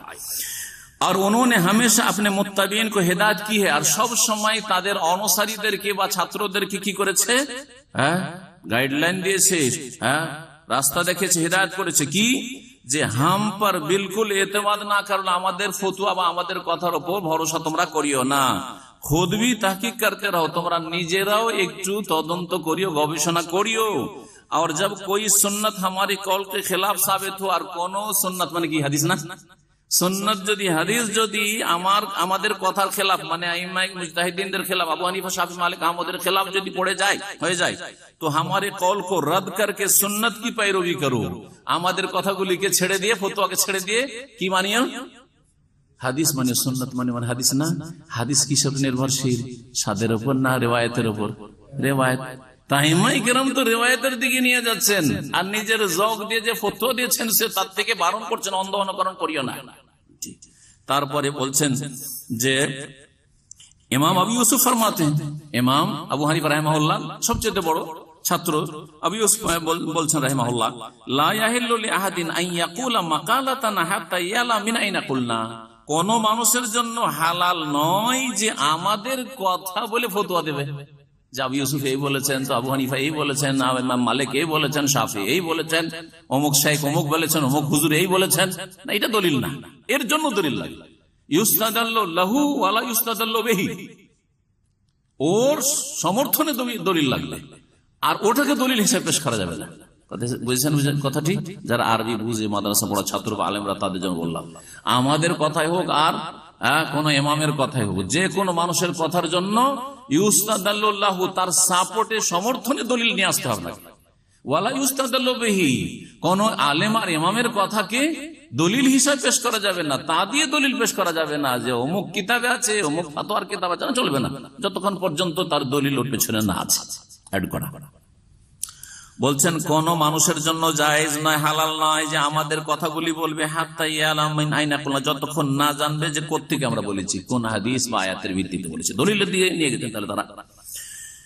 ইমাম জোফার, উনি ইমাম আবু হানিফার ছাত্র, কাকল হে ইন্নামা নাখুযু বিররাই মা লাম নাজিদুল আসার, আমরা নিজের ব্যক্তিগত মতামতের উপর আমল করি বা ফতোয়া দিই, হ্যাঁ, চিন্তা চেতনা থেকে ফতোয়া দিয়ে ইজতিহাদ করে, মা লাম নাজিদুল আসার, যতক্ষণ কি পাই না, আসার মানে কি, হাদিস যতক্ষণ পাই না, সুন্নাহ পাই না, ফাইজা জা আল হাসার, আসার ফাইজা জা আল আসার, যখন হাদিস চলে আসে, সুন্নাহ পেয়ে যায়, আসার, রাসূলুল্লাহ সাল্লাল্লাহু আলাইহি ওয়াসাল্লামের হাদিস কো বলা হয় সেটা মারফু আসার, আর সাহাবায়ে কেরামদের উক্তি বা আমল সেটাও আসার। হ্যাঁ জি, এগুলো হচ্ছে আসার।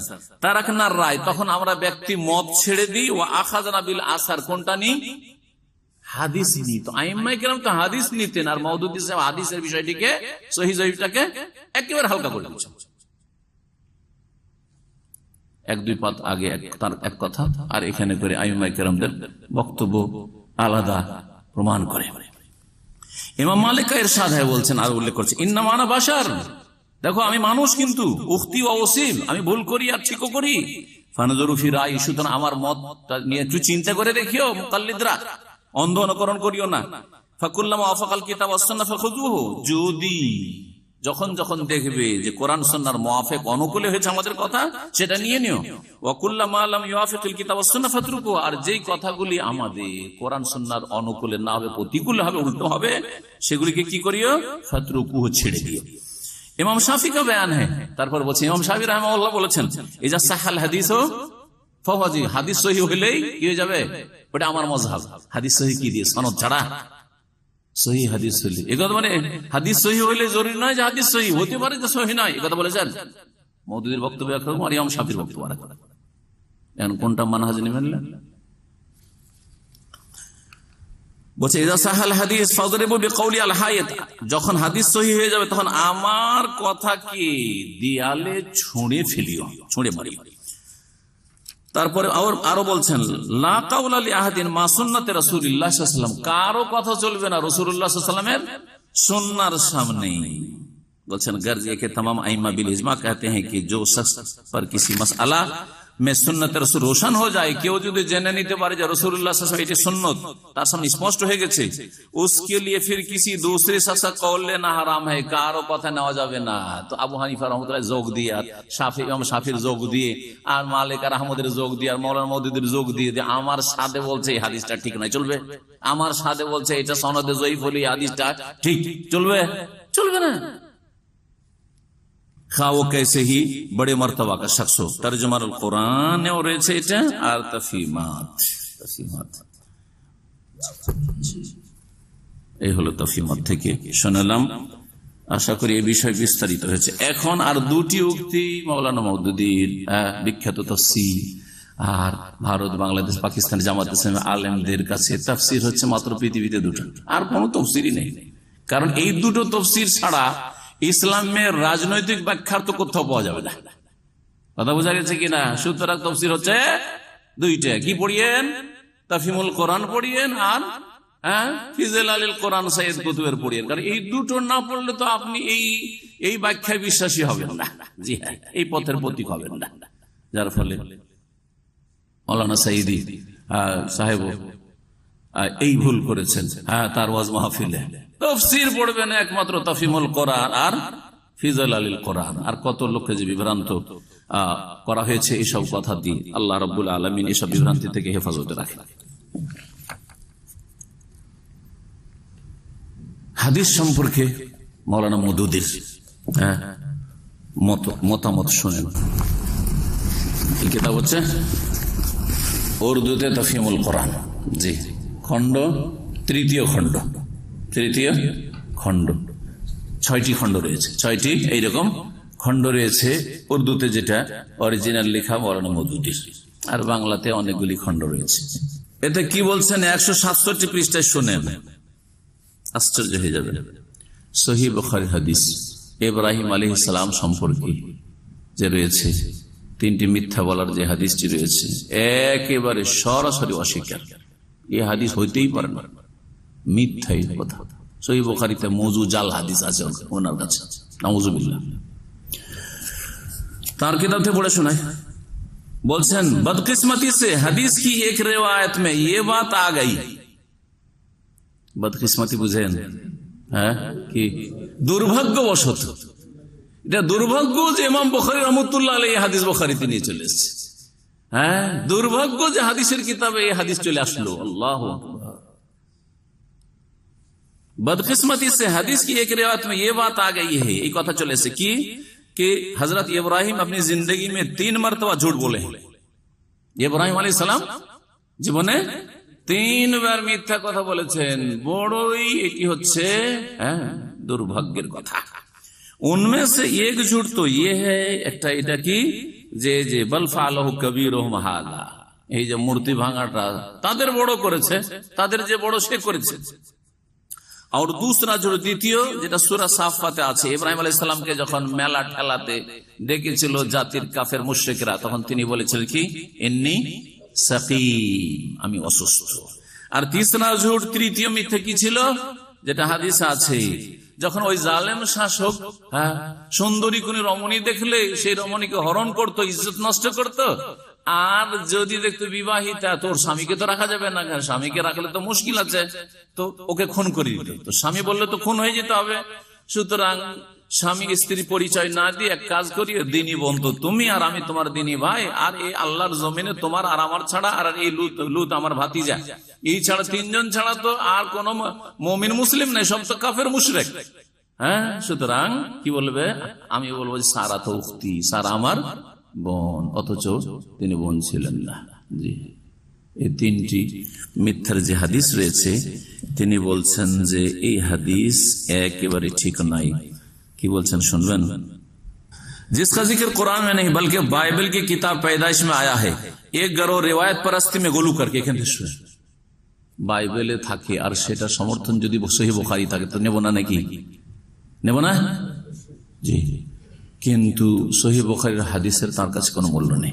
বলছেন এক গরো রিওয়ায়াত परस्ती में गोलू करके इस हद तक पहुंच जाता है, এক দল হাদিসের রিওয়ায়াত বর্ণনা পূজায়, রিওয়ায়াত परस्ती মানে কি, বর্ণনা পূজায়, বর্ণনার অন্ধত্বে, হাদিসের অন্ধত্বে এমন সীমানায় পৌঁছে গেছে, এমন সীমানায় পৌঁছে গেছে कि उसे बुखारी और मुस्लिम के चंद रावियों की सदाकत ज्यादा अजीज है, যে তার কাছে বুখারী মুসলিমের যে বর্ণনাকারীদের সত্যতা বেশি প্রিয়, और इस बात की परवाह नहीं है, और ये কথা সে তা পরোয়াই করলো না कि उससे एक नबी पर झूठ का इल्जाम आयद होता है, যে এক নবী কি করে মিথ্যা কথা বলতে পারে।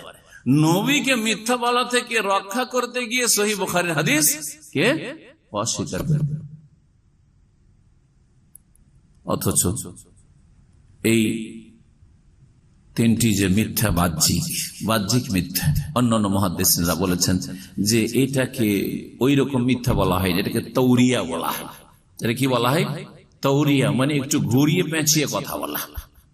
এর সুন্দর বাংলা আপনার খুঁজে নেবেন, ঘুরিয়ে পেঁচিয়ে কথা বলা। অনেক সময় আমরা ঘুরিয়ে পেঁচিয়ে কথা বলি, একটা বাক্যের 2 রকম অর্থ হয়, 2 রকম অর্থ হয়, বুঝছেন না?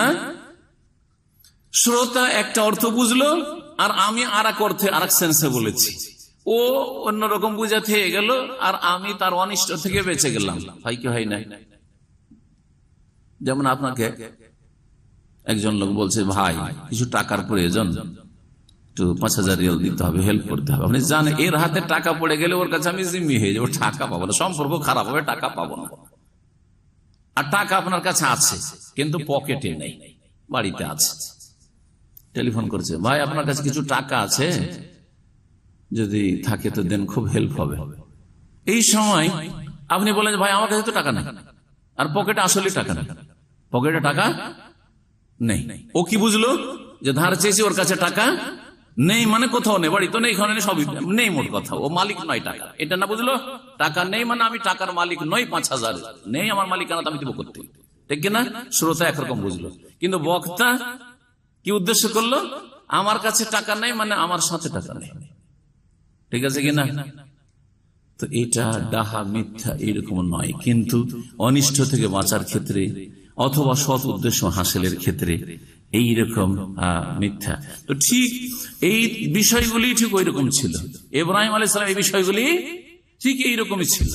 কেমন করে এরকম ছিল এগুলো আমি তাফসীর করতে গিয়ে বলেছি। এখন বিভিন্ন কথা রয়েছে, তার মধ্যে একটা করে অন্তত ব্যাখ্যা বলে দিই, সহি ব্যাখ্যা, যাতে করে এই মওদুদির বিভ্রান্তি থেকে আর এই ভুল তাফসীর থেকে মানুষ রক্ষা পেতে পারে।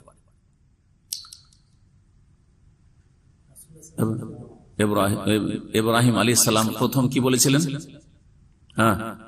যখন তাকে জিজ্ঞাসা করা হলো যে মান ফাআলা বিহাযা বিআলিহাতিনা ইয়া ইব্রাহিম, ইব্রাহিম আমাদের এই দেবতাদের সাথে, এই আমাদের যে দেবদেবী এদের সাথে কে এই কাজ করলো, ভাঙলো কে?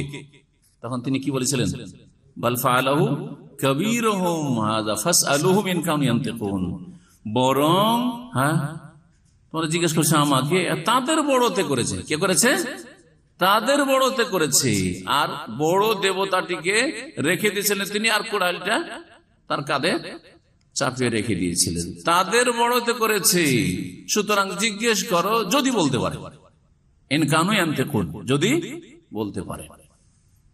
তাদের বড়, তাদের বড় শ্রোতারা কি বুঝলো? ইব্রাহিম আলাইহিস সালাম মুশরিক জাতি কি বুঝলো? যে তাদের বড় হচ্ছে মানে বড় দেবতা করেছে, ঠিক না? ওটা বুঝলো। কিন্তু তিনি বললেন যে তোমাদের বড় দেবতার চাইতে আমি বড়, কারণ আমি কথা বলতে পারি, নড়াচড়া করতে পারি, ভাঙতে পেরেছি। আর এ তো ভাঙতে পারলো না, রক্ষা করতে পারলো না। না এই ভাঙতে পারবে না রক্ষা করতে পারলো, ঠিক কিনা? তাহলে এটা কি আসলে মিথ্যা হইল? তাওরিয়া। অথবা আরেকটা ব্যাখ্যা বলা হয়েছে ইন কানু ইয়ানতিকুন, তাদের বড় করেছে যদি কথা বলতে পারে। যদি কথা বলতে পারে তো বড় দেবতাতে করেছে। যেহেতু কথা বলতে পারে সেজন্য বড় দেবতা করেনি, আর কেউ ওই কাজটি করেছে, এই ভাঙা কাজ করেছে। বোঝা গেছে না? তাহলে বোঝা গেল যে কোনো দোষ নেই এইভাবে জাতির অনিষ্ট থেকে বাঁচার জন্য। কারণ সেই সময় যদি তিনি বলেন যে আমি ভেঙেছি, তাহলে তো খবর আছে। তারপরেও তো এই কথা বলার পরেও তো আগুনে নিক্ষেপ করা হইলো, ওইগুলো করো না। দ্বিতীয় মিথ্যা কি ছিল? বাহ্যিক মিথ্যা, ইন্নী সাকিম, আমি অসুস্থ। মানুষের অসুস্থতা দুই রকম, আর এই যুগে খুব বেশি বুঝছেন। কারণ শারীরিক অসুস্থতা থেকে আজকাল মানসিক রোগ বেশি, মানসিক অসুস্থতা, ঠিক না? আপনি একজন আপনার সাথে কথা বলতে চাইছে, বা আপনার স্ত্রী কথা বলতে চাইছে, একটু আমোদ ফুর্তির কথা বলতে, তুমি বলছো ছাড়ো তো, আমার কিছু হলো, আমি অসুস্থ। জি হ্যাঁ, হয়তো শ্রোতা আপনার স্ত্রী অথবা আপনার সাথী সঙ্গী যে তোমার সাথে আপনার সাথে কথা বলতে চাইছিল, সে বুঝলো যে আপনি শারীরিক দিক থেকে অসুস্থ, কিন্তু আপনি কোন দিক থেকে অসুস্থ? মন খারাপ, আপনার মানসিক দিক থেকে অসুস্থ। হয় না? মানসিক রোগ মানুষকে আত্মহত্যা করিয়ে দেয়, অনেক সময় হার্ট অ্যাটাক করে মরে যায়, কিন্তু শারীরিক রোগে অনেকে যুগ যুগ ধরে বেঁচে থাকছে। তো নিঃশ্বাসে মনের দিক থেকে আমি কি অসুস্থ? তোমাদের এই যে কার্যকলাপ, তোমাদের যে শিরকি কুফরি, এর ওপর আমি কি অসুস্থ মানসিক দিক থেকে, যে একজন আল্লাহর প্রতি ইমানদার নেই, সব মুশরিক। আমার বাপকে হেদায়েত করতে পারলাম না, ওরা বুঝলো যে অসুস্থ আছে, ও যাবে না আমাদের সাথে মেলায়, বেঁচে গেলেন। না হলে জবরদস্তি করে টেনে নিয়ে যেত মেলায়, তাই না? আর তৃতীয়, সারা আমার বোন, এখানে মিথ্যার কি আছে? স্ত্রী হলো মিথ্যা হয়ে গেল, স্ত্রীকে বোন বলা যাবে না। ইন্নামাল মুমিনুনা ইখওয়া, মুমিনরা সকলে পরস্পর ভাই বোন, ঠিক কিনা? এই ব্যাখ্যা তো আর তার এলেমে নাই, সুতরাং কলমে বের হলো না। তখন কি করলেন মাওলানা মওদুদী? সহিহ বুখারী মুসলিমের এই হাদিসকে অস্বীকার করে দিলেন। এই হাদিস শুনবেন, সুবহানাল্লাহ, এই হাদিস কয় জায়গায় আছে সহিহ বুখারীতে? বুখারীতে আছে, মুসলিমে আছে। বুখারীতে আছে, মুসলিমে আছে এই হাদিস। সহিহ বুখারীর হাদিস হচ্ছে 3108, আর সহিহ মুসলিমের হাদিস 4371 এই হাদিস। عن أبي هريرة أن رسول الله صلى الله عليه وسلم قال لم يكذب إبراهيم النبي عليه السلام قط إلا 3 كذبات, জীবনে কখনো মিথ্যা বলেননি তিনটি মিথ্যা ছাড়া। সিনতাইন ফি যাতিল্লাহ, তিনটি আল্লাহর জন্য, আর একটি ওয়াহিদাতুন বলছেন, তারপরে ওয়াহিদাতুন ফি শানে সারা, আর একটি হচ্ছে সারার ক্ষেত্রে, সেটাও আল্লাহর জন্য, কিন্তু সেখানে যেহেতু ব্যক্তি একটা স্বার্থ আছে, সেজন্য ওটা নিজের দিকে বা নিজের স্ত্রীর সাথে সম্পৃক্ত করলেন। বুঝেন বিষয়টি ভালো করে? তিনটে তো আল্লাহর জন্য বলেছেন। আর স্ত্রীকে রক্ষা করা আল্লাহ সন্তুষ্টির জন্য নয়, স্ত্রীর সম্ভ্রম মানিজ্যত রক্ষা করা, আবরু হেফাজত করা, যেই ফরজ, বড় স্ত্রীর ইজ্জতের হেফাজতের জন্য, ছেলে মেয়েদের ইজ্জতের হেফাজতের জন্য কেউ যদি মারা যায়, নিহত হয়, তাহলে সে শহীদ। ওমান কুতিলা দুনা ইরদিহি ফাহুয়া শাহীদ, সেটাও আল্লাহর জন্য ছিল। কিন্তু তার তাকওয়া, তার আল্লাহ ভীরুতা, তার ঈমান হচ্ছে না, আমার স্ত্রী যদি আমার কাছে থাকে তাহলে তো আমার সম্ভোগের বস্তু, সুতরাং বলবো যে এটা সারার জন্য এই মিথ্যাটা বলা। একটি হচ্ছে সারার ক্ষেত্রে, বা রাসূলুল্লাহ সাল্লাল্লাহু আলাইহি ওয়াসাল্লাম বলেছেন সেটা একটা, যেহেতু নিজের একটা অংশ আছে সেজন্য এটি সারার ক্ষেত্রে বলা হয়েছে। আর বাকি দুটো ছিল তাতে একেবারে কোনো নিজের স্বার্থ ছিল না, মূর্তি ভাঙা আল্লাহর জন্য, আর মেলাতে যাবো না, তোমাদের শিরকি কুফরি মেলাতে যাবো না, হারাম, সেটাও আল্লাহর জন্য। তাতে নিজের কোনো ব্যক্তি স্বার্থ সামান্য ছিল না, সেই জন্য এই কথা বলা হয়েছে। এই ছিল হাদিস। 200 পৃষ্ঠা সূরা হজের তাফসীর, সূরা হজের তাফসীরে। আচ্ছা, মাওলানা মওদুদি যে আগের হাদিস যেটা বললাম, আর হাদিস ইব্রাহিম আলাইহিস সালামের ঘটনার হাদিসটা, ও হাদিসটা 167 পৃষ্ঠা, সূরাটা বলে দিই, কারণ হয়তো বাংলা ভাষীরা বাংলা গিয়ে খোঁজ করবেন, তখন তো খণ্ড বলে আর পৃষ্ঠার নম্বর মিলবে না, ঠিক না? সেজন্য জেনে নেওয়া দরকার যে কোন সূরার তাফসীরে কোন আয়াতের তাফসীরে আছে। সূরা আম্বিয়া, সূরা আম্বিয়া, আর ঘটনা শুরু হয়েছে, এই ঘটনা মূর্তি ভাঙার। আল্লাহর কসম করে বলছি, তোমাদের মূর্তিগুলির সাথে, প্রতিমাগুলির সাথে আমিও কি করব, কৌশল করব, তোমাদের বাড়ি নিজ নিজ বাড়িতে চলে যাওয়ার পরে। ফাজা আলহাম জোজাজান, টুকরো টুকরো করে ভেঙে ফেললেন। ইল্লা কবীরান লাহুম, তবে বড়টিকে ছেড়ে দিলেন। লাআল্লাহুম ইলাইহি ইয়ারজুন, যাতে করে বড় দেবতার কাছে তারা ফিরে আসে, ফিরে যায়। কালু, তারা বলল, মান ফাআলা হাযা বিআলিহাতিনা ইয়া ইন্নাহু লামিনাজ জালিমিন, আমাদের দেবতার সাথে বা দেবদেবীর সাথে এইরকম খারাপ কাজ কে করেছে, খারাপ আচরণ কে করেছে, সে তো একবারে জালেম, সে তো জালেম। কালু, তখন আপোষে বলা বল চলছে, তাদের মধ্যে আপোষে বলা বলি হইল, সামিয়ানা ফাতান, একজন যুবকের কাছ থেকে শুনেছি, এখানে আছে এই শহরে, ইয়াযকুরুহুম, এই দেব দেবীর সমালোচনা করে, ইউকালু লাহু ইব্রাহিম, যার নাম বলা হয়ে থাকে ইব্রাহিম। কালু ফাতু বিহি আলা আয়ুনিন নাস, ধরে নিয়ে আসো ওকে লোকজনের সামনে, লাআল্লাহুম ইয়াশহাদুন, যাতে সবাই দেখতে পায় যে ওর কি শাস্তি আজকে হয়।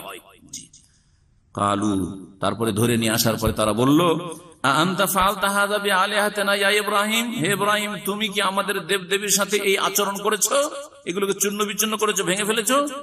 কালা, তখন তিনি বলেছেন, বাল ফাআলাহু কাবীরুহুম হাযা ফাসআলুহুম ইন কানু ইয়ানতিকুন, আয়াত নম্বর 63 সূরাতুল আম্বিয়া।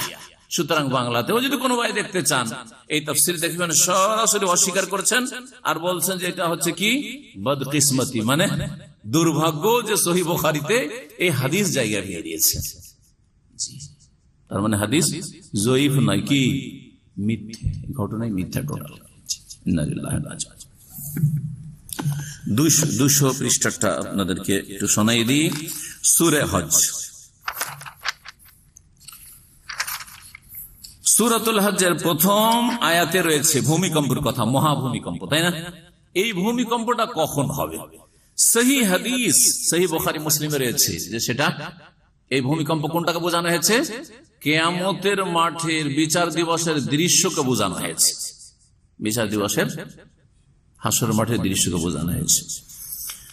আর জয়ীফ কিছু রিওয়ায়াত উনি নিয়ে এসেছেন, যেগুলিতে বলা হয়েছে যেই দিন পৃথিবী ধ্বংস হবে, মানে দুনিয়াতে, হাসর মাঠ না, আর পশ্চিম দিক থেকে সূর্য উঠেছে আর আসমান জমিন সব ধ্বংস হচ্ছে, সেই সময়ের কথা বলা হয়েছে যে আইয়ুহান নাস ইত্তাকু রাব্বাকুম ইন্না জালজালাতাস সাআতি শাইউন আযীম। তাহলে আমাদের সামনে এই আয়াত আর এই আয়াতের দুটো তাফসীর হলো, একটা হচ্ছে কি যে এই ইন্না জালজালাতাস সাআতি, কিয়ামতের ভূমিকম্প, মহাভূমিকম্প, শাইউন আযীম, একটি হচ্ছে মারাত্মক বিষয়, ভয়াবহ বিষয়, শাইউন আযীম। এটা কখন হবে? মওদুদি বলছেন না, বুখারী মুসলিমে যেটা আছে এটা নয়, হাসর মাঠের না। এটা কখন? পশ্চিম দিক থেকে সূর্য উঠবে তখন। আর তারপরে সেখানে তিনি নিয়ে আসছেন যে अलकमा ताबई और साबी इन्हें ताबई के ने बयान की है कि यकुनु जालिका इंदा तुलुई शम्स मिन मागरिबिहा, এটা হবে পশ্চিম দিক থেকে সূর্য ওঠার সময়। তাবেইর উক্তি, একদিকে তাবেইনদের উক্তি, দুই একজন বা দু তিনজন, তারা কি বলছেন যে এটা কখন হবে? যেদিন পশ্চিম দিক থেকে সূর্য উঠবে দুনিয়াতেই। যুক্তিটা কি? কারণ তারপরে আয়াতে রয়েছে যে স্তন্য দানকারিনী তার শিশু সন্তান সন্ততিকে ভুলে যাবে, আর ওয়াতাদাউ কুল্লু যাতি হামলিন হামলাহা, আর গর্ভধারণকারিনী গর্ভপাত করে দেবে, অচেতন অবস্থায় গর্ভপাত হয়ে যাবে, হদিস থাকবে না। অথচ বাচ্চা ভূমিষ্ঠ হওয়ার সময় কত প্রসব বেদনা থাকে, সুতরাং মওদুদি বলছেন যে প্রসব বেদনার কথা আসছে আর স্তন্যদান করার কথা আসছে, এটা হাসর মাঠে কি করে হবে? সুতরাং ওই রেওয়াজ সহিহ না, বুঝছেন না? জি, কি সহিহ? যেটা তাবেঈদের উক্তি সেটা সহিহ। এখন বুখারী মুসলিমের হাদিস সনদের দিক থেকে সহিহ, আর তারপরে এই যে স্তন্যদানকারীর কথা আসলো, তারপরে গর্ভপাত হয়ে যাবে, হাদিস থাকবে না, এসব কথা আসলো, এর তাফসীর কি হতে পারে? অন্যান্য মুফাসসির যা বলেছেন মওদুদির মতো না। ওনারা বলছেন যে সাপোজ সেই সময় হাসরের মাঠে যদি গর্ভধারণকারিণী কোন নারী হইতো, পেটে বাচ্চা থাকতো, অথবা স্তন্যদানকারিণী মহিলা যে 2 মাস 3 মাস 6 মাস 10 দিনের বাচ্চা আছে, তাহলে বাচ্চাকে ভুলে যেত। অথচ মা এই এত ছোট শিশুকে ভোলার প্রশ্নই উঠে না, সবকিছু ভুলে যাবে, কিন্তু বাচ্চা বলবে না, ঠিক না? যদি এটা হইতো, কিন্তু সেখানে এটা হবে না, সেখানকার তাহলে কিয়ামতের ভয়াবহতাকে এখানে কি করা হয়েছে? এই সব বাক্যগুলি দিয়ে তুলে ধরা হয়েছে। এই হচ্ছে হাদিস, যে হাদিসটি সহিহ বুখারীতে রয়েছে 3099 নম্বর হাদিস, সহিহ মুসলিমে 327 নম্বর হাদিস। হাদিসটি শোনায়, এই হাদিসকে উনি বলছেন, কি বলেছেন ওটা শুনিয়ে দিন।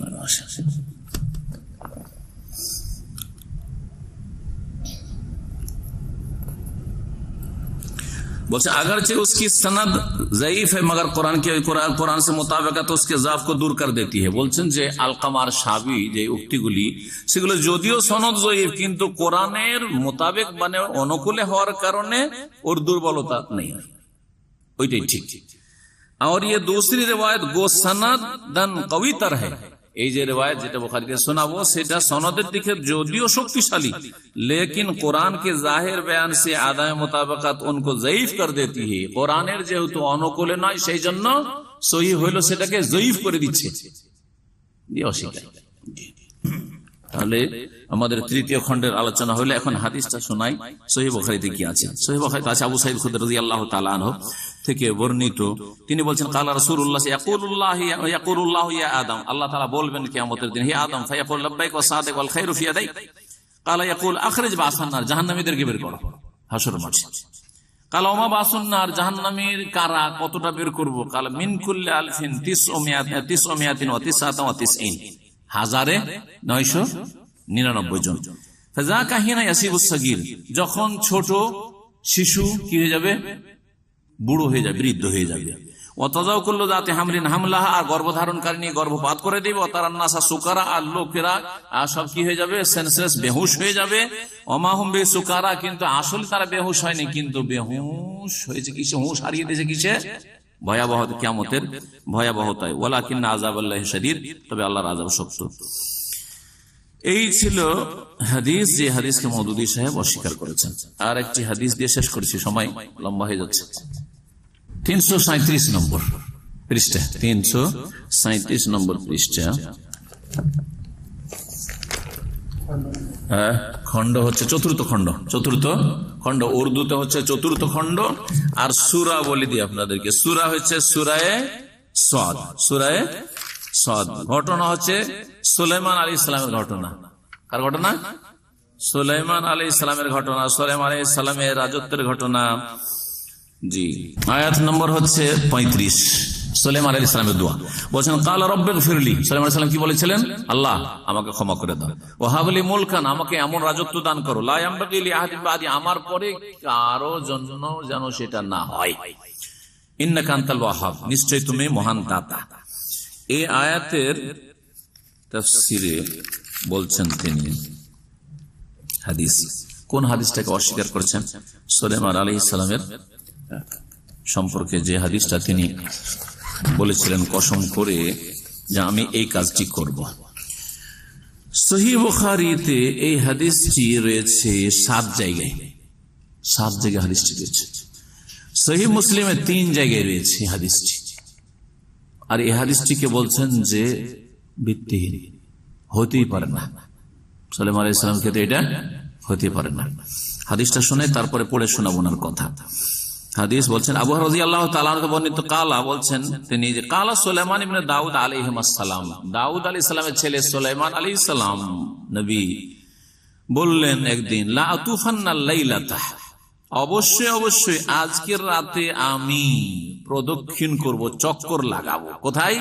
বেমেআতে ইমরাআতিন, 100 আমার স্ত্রী আছে তাদের কাছে। 100 স্ত্রী, এখানে ইমরা বলা হয়েছে, স্ত্রী হইতে পারে আর দাসী মিলিও হইতে পারে। আর সেই যুগে আগের দিনে তখন বেশি বিবাহ জায়েজ ছিল, বিবাহ জায়েজ ছিল। কোন কোন রিওয়ায়াতে মেয়া 100 স্ত্রীর কথা রয়েছে, কোনটাতে 90 রয়েছে, কোনটাতে 70 রয়েছে, আবার কোনটাতে 60 রয়েছে, যে রিওয়ায়াতগুলি রয়েছে। কিন্তু মোট কথা তার স্ত্রী অনেক ছিল, বোঝা যায়। তো তাদের কাছে, প্রত্যেকের কাছে এক রাতে ওই দিনে কসম করলেন যে আজকে প্রত্যেক স্ত্রীর ঘরে যাব, তাদের সাথে আমি মিলিত হব, সহবাস করব। নিয়ত সব কি যে আর তারা গর্ভধারণ করে, প্রত্যেকে গর্ভধারণ করবে, আর এক রাতে সবাই গর্ভধারণ করে ছেলে ভূমিষ্ঠ হবে, যারা প্রত্যেকে আল্লাহ রাস্তায় জিহাদ করবে। আল্লাহ রাস্তায় কি করবে? জিহাদ করে, সব মুজাহিদ হবে, অসরোহী হবে। বলছেন যে আমি 100 স্ত্রীর কাছে আজকে প্রদক্ষিণ করব, তাহলে তো কুল্লু ইমরাতিন গোলামান, তাদের প্রত্যেকে একটা করে বালক জন্ম দিবে, ছেলে সন্তান, ইউকাতিল ফি সাবিলিল্লাহ, যারা আল্লাহর রাস্তায় লড়াই করবে। ফাকারাহু মালাকু, ফেরেশতা হঠাৎ করে চলে আসলেন, এসে বললেন কুল ইনশাআল্লাহ, আরে ইনশাআল্লাহ বলো, ইনশাআল্লাহ বলুন। ফালাম ইয়াকুল, কিন্তু উনি থেকে গেলেন, বিয়ে খেয়াল বললেন না। ওয়ানাসিয়া, ইচ্ছা করে নয়, ভুলে গেছেন বলতে। অনেক সময় আমরা কথাতে থেকে যাই, খেয়াল নিতে ভুলে থেকে গেলেন। ওয়ানাসিয়া ফাআতাফা বিহিন্না, তারপরে রাত হলো, রাত্রে 100 বিবির কাছে তিনি গেলেন। ওয়ালাম তালিদ মিনহুন্না ইল্লা ইমরাআ, কিন্তু 100 জনের মধ্যে একজন ছাড়া কেউ গর্ভধারণ করলো না, কেউ গর্ভধারণ করলো না। একজন স্ত্রী যে গর্ভধারণ করলো, সেও কি হইল? বাচ্চা, নিসফ ইনসানিন, অর্ধাঙ্গের, অসম্পূর্ণ বাচ্চা।